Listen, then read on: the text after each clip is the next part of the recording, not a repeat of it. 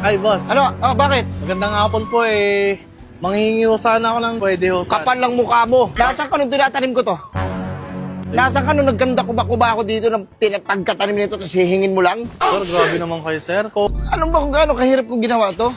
Nasaan ka nung nagsisimula ako? Uy, Nasaan grabe ka? naman kayo, sir. Huwag niyo naman Kaya ako tanungin paluin. kita.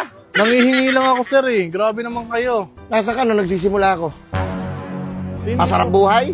Nagsiselfon? Eh, malay ko kung magtatanim. Nakahiga! Sir, grabe naman kayo. Tapos, kung kailan meron ng tumubo, saka kahihingi.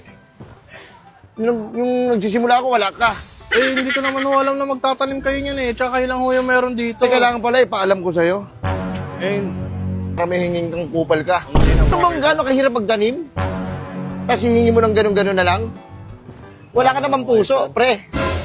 No? Paano naging walang puso yun, sir eh? Nagpaalam naman ako sa inyo na maayos. Tsaka tingnan mo, sir, oh, di mo binibigyan. Yung iba nabubulok na lang sa sobrang dami Mas yan. maganda, mas okay pa na mabulok yan kaysa bigyan kita. Uy, grabe naman kayo, sir. So, iniisip ko yung nakasama ko yan. May nakasama ba ako dyan? Tinanim ko yan. Hindi ko alam, sir. Ako na rin tanim yan since day one. Boy.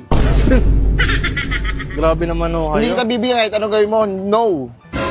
Wala akong pakialam kahit manghingi na manghingi. Ang hirap-hirap magtanim eh.